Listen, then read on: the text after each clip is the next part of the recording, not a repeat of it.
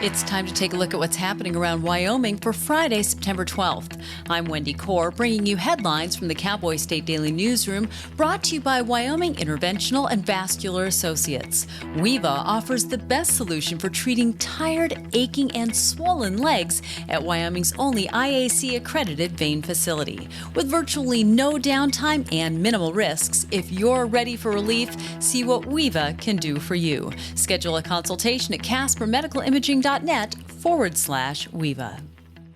The truck driver who plowed into a complicated crash scene the morning of December 21st, 2022, hit 2 EMTs, killing one, and also struck an ambulance, was found guilty Thursday on all 3 criminal counts that he faced. 46-year-old Saviol St. Jean collapsed on the defense table in front of him and wept with his head in his arms as the 3 guilty verdicts were read Thursday in Sweetwater County District Court. Cowboy State Daily's Claire McFarland reports that half the jurors were crying too. They deliberated from 8:45-ish till 3, and they emerged from their chambers somber, very somber, and they trudged in. And then the verdict was pronounced, 3 counts all guilty, 2 of them felonies. As they read the guilty verdicts, St. Jean collapsed onto his arms on the defense table in front of himself and sobbed, and half the jury was crying as well. Since it's not a death penalty case, the sentence is up to the judge, and the judge could honestly, he could go anywhere from probation to 30 years in prison. His sentencing will be set for a later date. Less than 24 hours after conservative political thought leader Charlie Kirk was gunned down Wednesday in Utah, students on the University of Wyoming campus condemned political violence. Kirk was shot and killed Wednesday by a rooftop gunman while speaking at Utah Valley University as part of his American Comeback Tour, an event in which he engaged in debates with students on hot-button social and political topics. His death sent shockwaves throughout the nation, including here in Wyoming, where Kirk visited as part of his national tour in late April, attracting an audience of about 1,800 at the University of Wyoming Arts and Sciences Auditorium. Cowboy State Daily's Jackson Walker spoke to several students at UW on Thursday about their reaction to Kirk's death.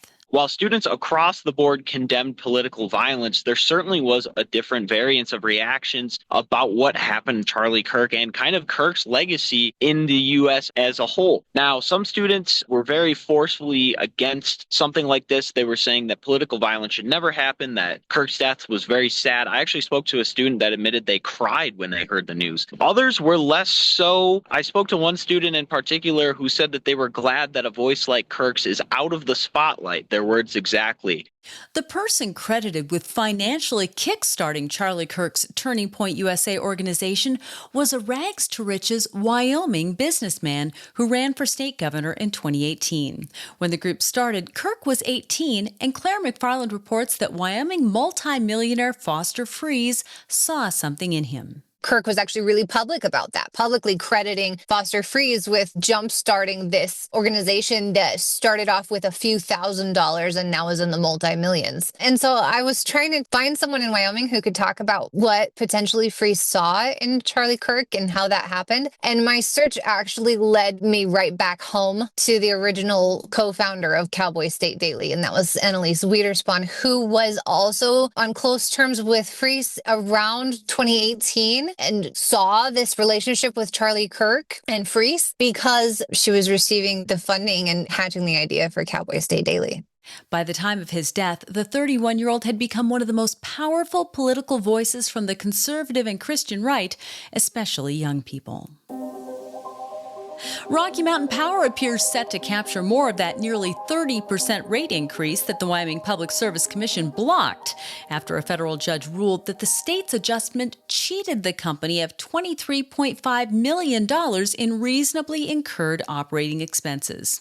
When and how Rocky Mountain Power will recoup that $23.5 million from Wyoming customers is not yet clear, according to business reporter Renee Jean. The judge ruled that the 2023 decision adjusting a portion of that 30% rate case, that the Public Service Commission botched it, they were wrong. And so Wyoming owed at that time 20 point whatever million it was in 2023. But here's the thing, since then, there have been actions taken around that disputed figure. So how much of that money they actually owe now, even Rocky Mountain Power didn't know the answer to that when I called them today.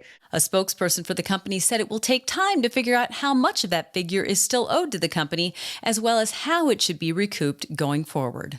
I'll be back with more news right after this. First Northern Bank of Wyoming has been a pillar and a cornerstone in our community since 1885. It's the oldest continuing operating bank in existence in Wyoming today. I see First Northern Bank make a positive difference in our community. They're always in the list of sponsors. Our people deliver the absolute best service that you can find.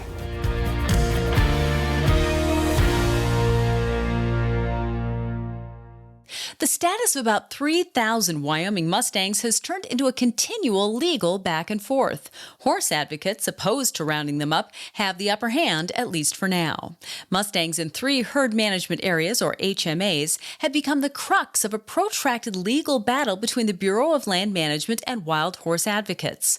Cowboy State Daily's Mark Hines reports that the roundups were originally set to start in July and August, but horse advocates prevailed in a lawsuit in the 10th Circuit Court of Appeals in Denver to halt the roundups. It's all because of legal back and forth between horse advocates who do not want the horses rounded up at all and the BLM that wants to zero out these herd units in Salt Wells Creek, part of Adobe Town and the Great Divide area. The BLM making the argument that that just isn't a suitable area to have horses, and the horse advocates going, that's awesome habitat for horses, including those rare curly-haired Mustangs. Horse advocates argue that the Mustangs qualify as wildlife and should be managed and protected as such. However, some consider them to be a feral species that competes with native species such as mule deer and antelope.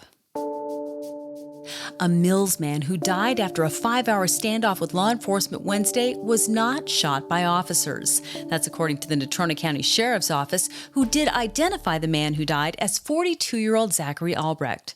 Cowboy State Daily's Dale Killingbeck reports that Mills police tried to serve a felony arrest warrant between 11 and 11:30 a.m. when the occupant of the home refused to comply and barricaded himself inside. Police are not saying how he died. They are not answering questions right now. The local agency, Mills Police Department, referred us to DCI. DCI is not talking. I went to the scene today. There was a broken window in this 2-story condominium that a contractor was replacing. There was plywood over the door. There's not much more we know except that the victim, who's been named, had some civil action filed against him, current civil action filed against him in Natrona County District Court, but nothing criminal that I could find related to him recently.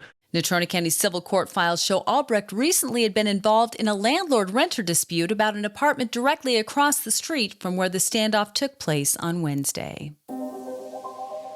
Someone left a stack of papers at the Hulett Library calling for the local school's grimacing red devil mascot to switch to a hawk, sparking outcry in the town this week. But it's difficult to tell who's behind the proposed change. Cowboy State Daily's Claire McFarland reports that even the most vehement opponents of the movement either don't know or won't say. There was an anonymous pamphlet thing saying, let's find a more inspiring and positive mascot for our school. The mascot is a red devil grimacing that I'm told was actually named after the way the red dirt kicks up in the wind up there in Hulett. And so there was a note attached to the pamphlet, like, talk to these people for more information. At least one that I talked to was like, no, this was a surprise. And then another one, her colleague said that doesn't sound like her either. And so it became a challenge to piece together who even is behind the movement. The pamphlet encourages people to attend an October 20th school board meeting and says a final vote will be taken, but school board members who spoke to Cowboy State Daily said they hadn't heard of the proposal until Wednesday or Thursday. And aviation groupies who love to ooh and ah at anything cool with wings, there's nothing like the bone-shaking rumble of a military fighter jet taking off. That's what the lucky few near the tarmac at Casper, Natrona County International Airport got to feel Tuesday night when a pair of Marine FA-18 Hornets took off after hot refueling.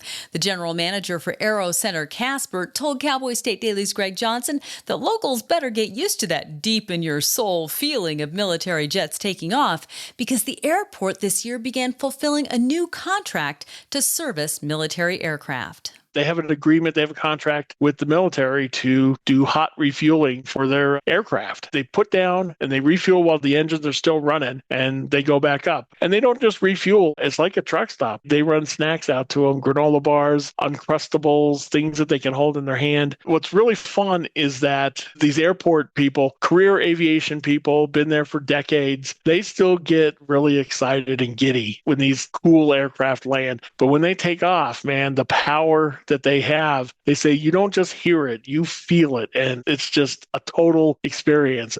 Longtime airport director Glenn Januska said that even after more than 30 years in the aviation industry, he still feels like an excited kid when cool airplanes like these show up in Casper. And that's today's news. For a deeper dive into the people and issues that affect Wyoming, check out The Roundup, conversations with the most interesting people in the Cowboy State. This week, my guest is author, keynote speaker, and epic life coach Shelley Johnson. You can find the link to this really inspiring conversation on our website, on our YouTube channel, and wherever you get your podcasts. And of course, you'll find it in our free daily email newsletter. Thanks for tuning in. I'm Wendy Corr for Cowboy State Daily.